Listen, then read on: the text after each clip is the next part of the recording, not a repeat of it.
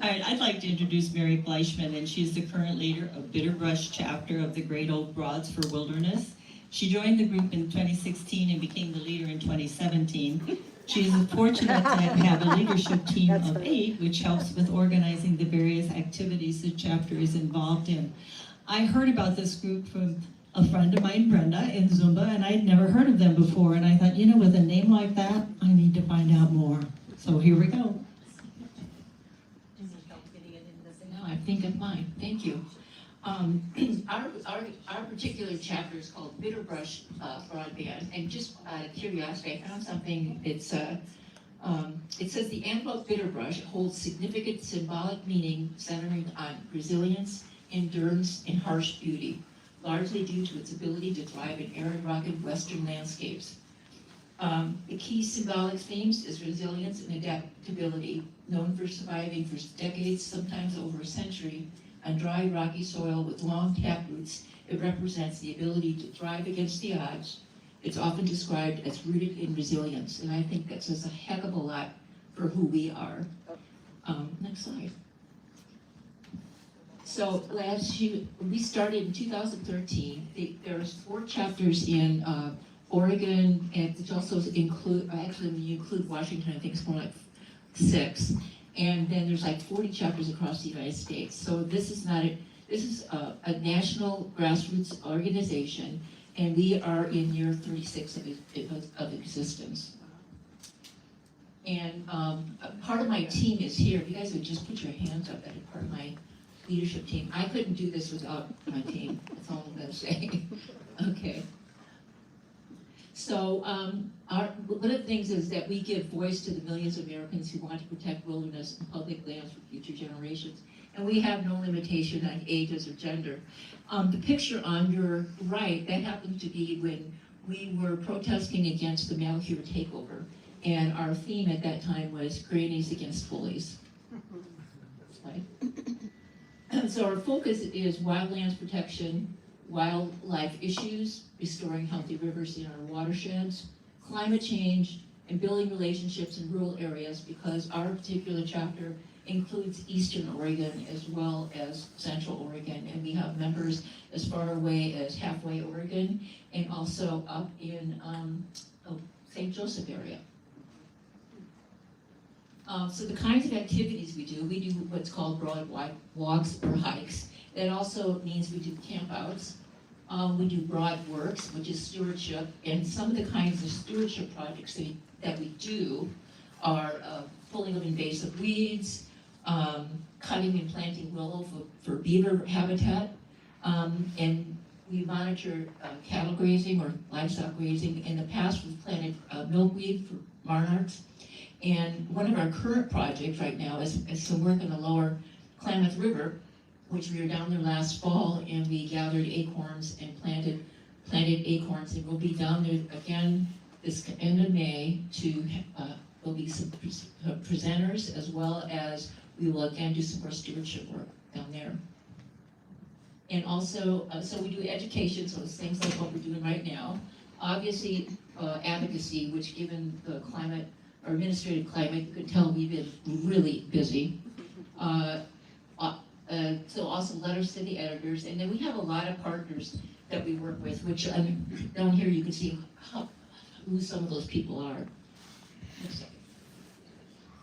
So education, advocacy, stewardship, and that picture on the far right, that's where we were gathering those acorns when we were down by the Klamath River. So this slide's a little overwhelming, but you know, anything that's impacting us federally with environmental, we're pretty much all over it. But some of the state issues are obviously wildlife funding, climate accountability, public lands protection, clean energy, wildfire resilience, wolf coexistence, and coastal species. Also, some of the things that we've been really working on is right now you're probably hearing the Fix Our Forest Act, which is anything but fix our forest. It's about logging, and some of the myths or the lies is that, yeah, we gotta cut down all those trees to prevent wildfires. The science isn't there, folks. it's not there. If anything, we need the trees there to keep the ground moist and cooler. The other one, which there's a form out back, if you want to take a picture of it, it's the rescinding of the roadless rule. And again, this is wanting to have roads up in the wilderness area, which again is more logging. And one of the things that we know is that the fires start within 500 feet of where roads are introduced into wildlands. So again, a lot of misinformation out there. And there is this community event coming up April 6th in Van here, and what they're going to be talking about is the roadless area conservation rule. And what that is to codify the roadless rule act, so that can never be taken away again. So please consider coming to that. Can I add something? Yes, please. I just want to add that on the federal level, the Great Oak Broads has been great in bringing together retired federal employees, like Fish and Wildlife Service and U.S. Forest Service people, and helping us in our funds to try and moderate the logging impacts from the U.S. Forest Service and other organizations. So as an organization, we've been helpful, I think, in bringing them out of that. It's good science forward. Thank you for that. Next screen. And so, again, we bring knowledge, commitment, fun, and humor to the movement to protect our last wild places. And so, one of the other things that we've been doing in Ochiko is monitoring livestock where there's not supposed to be. We've also done some stuff in the Ochikos as far as monitoring roads that are supposed to be closed or decommissioned. And we did like 139 roads this back in 2020, and we took pictures and indicated locations and gave that information to the Forest Service just to let them know, like, you're not meeting your standards for road densities. So that's the kind, we're really boots on the ground organization. And we do have bros. Our leadership team of 8, we have 2 bros. I think we're the only leadership team in the entire organization that has bros. But it takes a special bro to be part of this, because poor Matthew, when we have our leadership meetings, he's always having to do this because we're so busy taking care of business, we forget to get his input. And by the way, speaking of fun, Oh, cool. we always want to have fun, no matter what it is that we do. Oh, thank you for that, yes. So, so we make sure that that's a priority in anything that we do. And, yeah. So anyways, the slide passes is about what I already talked about with the meeting that's coming up on Monday. And so that would be great if we wanted to turn out for that. So right now, I'll take any questions or anything that people have. Yes?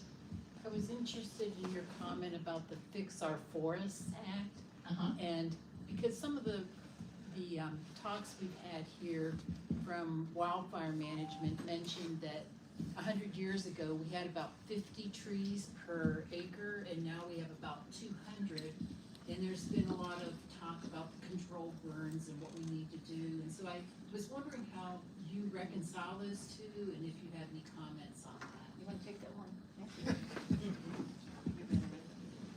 So, first thing to note is that our position is not to oppose home hardening and protection of residential or urban areas, but we do also want to protect the wild areas.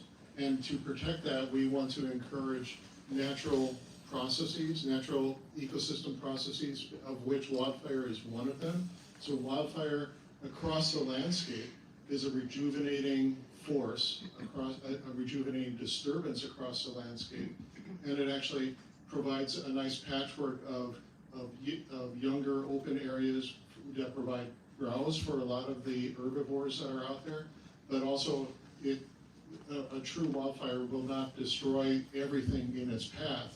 You get a clear cut going, and that's going to just take out everything, and then the Forest Service usually plants monoculture.